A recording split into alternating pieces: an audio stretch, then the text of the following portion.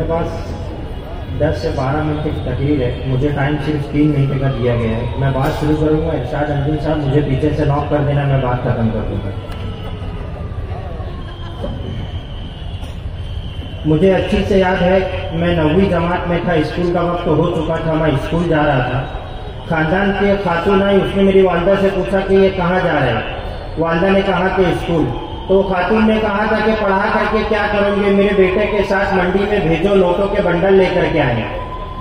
मैंने उस वक्त जो जवाब दिया था वो अपनी ज़मीर को ये जवाब दिया था कि नौकरी तो मुकद्दर की चीज़ है, लेकिन मैं तालीम इसलिए हासिल कर रहा हूँ कि अगर मैं कहीं पर खड़े होकर के बात करूँ और मेरे चले जाने के बाद अगर कोई मेरे ताल्लुक से बात करे, मेरी जिंदगी की सबसे बड़ी नौकरी है।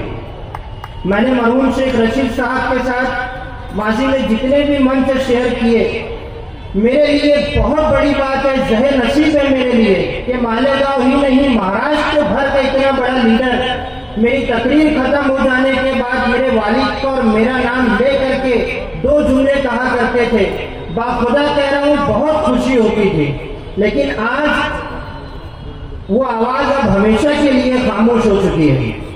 किसी ने कहा था, रिज़्क़ अश्क फराहम बहम किया जाए, हमारी आंख पे रहमो करम किया जाए, वो इतना ढेर हंसी था कि हम पे वाजिब है तमाम उम्र बिछड़ने का गम किया जाए। नहमदुहु व नुसल्ली अला रसूलिहिल करीम, अम्मा बाद।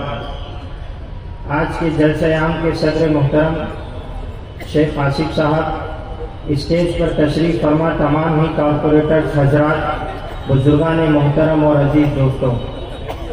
किसी शायर ने कहा था, अमीर शहर से तकरार करके देखते हैं, अमीर शहर से तकरार करके देखते हैं, खिराज देने से इनकार करके देखते हैं, ये रहनुमा तो जगाने से भी नहीं जागा, चलो अब आवाम को बेदार करके देखते हैं। हम जानते हैं कि मालेगांव शहर एक बहुत हसास शहर है, मस्जिदों का शहर है, मीनारों का शहर है, कब्रिस्तानों का शहर है, और हमारा शहर पूरे मुल्क में फिरका परस्तों की नजर के अंदर खटकता है। माजी में हम देख रहे हैं कि रथ यात्रा जो शिरपुर से आती है, हमने माजी में भी ये बात कही थी कि ये पहला साल था रथ यात्रा मालेगांव क्रॉस की, ऐसा नहीं है। लेकिन गुज़िश्ता साल जो सानहा हुआ, शहर के आउटर के आमदार कैबिनेट मंत्री के बेटे ने 1500 नौजवानों को शहर से लेकर के गया और 40 गांव फाटे पर से फिर वहां से वो लोग शहर के अंदर आए। रमजानुल मुबारक का महीना था, रोजा इफ्तार के वक्त के अंदर शरअंगेजी वाले नारे लगाए गए, तरावी के वक्त में मस्जिदों के सामने डीजे बजवाया गया, आगरा रोड के ऊपर कुछ दुकानों के ऊपर पत्थरबाजी हुई, एमएसटी कॉलेज के अंदर सरकार दो आलम सल्लल्लाहु अलैहि वसल्लम का नाम भी इस बैनर के ऊपर लिखा था, वो बैनर को उतार करके उसको पैरों तले रौंदा गया। बहुत हैरत होती है मुझे, शहर का आमदार खामोश है। आप मुसलमान हैं, आपके पास पहले ईमान है, बाद में सियासत है। किसी ने कहा था कीमत बहुत बढ़ गई शहरों में धान की, लेकिन बिदा न हो सकी बेटी किसान की। मौका मिला तो लोगों ने कुर्सी के वास्ते लाज तक न रखी अपने ईमान की। 2 जुलाई को आपको याद होगा, जन आक्रोश मोर्चा निकाला गया था।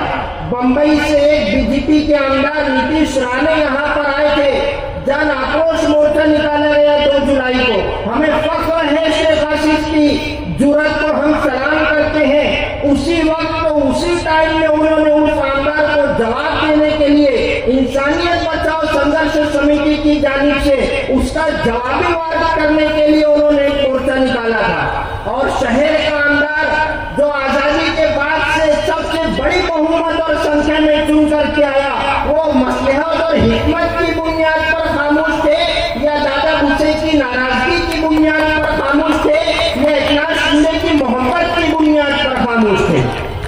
मैं उनको ये बात कहना चाहता हूँ कि मोहब्बत ये सब झूठे वादे होते हैं, और खास तौर से किसी मंत्री की मोहब्बत तो बहुत झूठी होती है, किसी मंत्री का आश्वासन बहुत झूठा होता है। मैं किसी का नाम नहीं ले रहा हूँ, जावेद झंझट ने कहा था उसको प्रमोशन मिलेगा जिसके बच्चे 3 हैं, जाते जाते मंत्री की ये भरोसा दे गए। मैंने बेगम से ये पूछा, आपने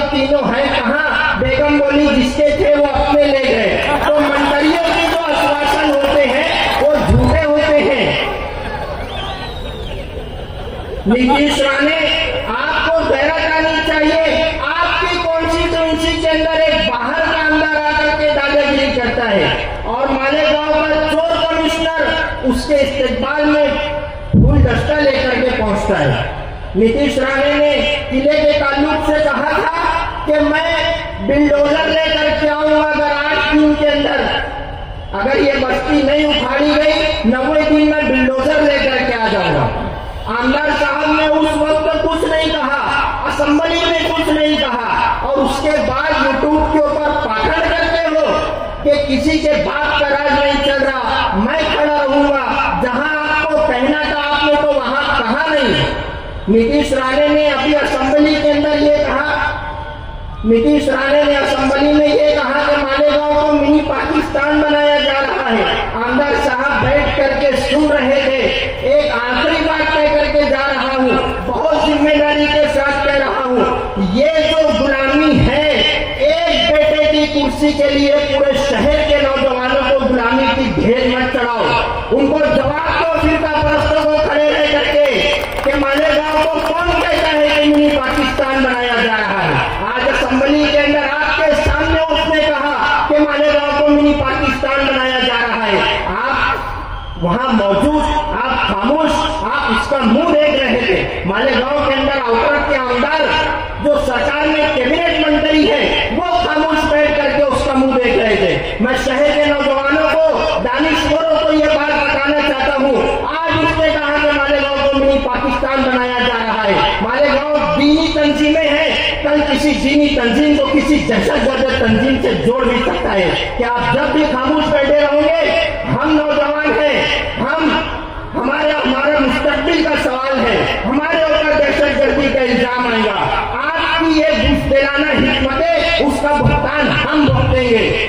मंजर भोपाली ने कहा था, ताकतें तुम्हारी है और खुदा हमारा है, अक्स पर न इतराओ, आईना हमारा है, आपकी गुलामी का बोझ हम न ढोएंगे, गैरत से मरने का जज्बा हमारा है।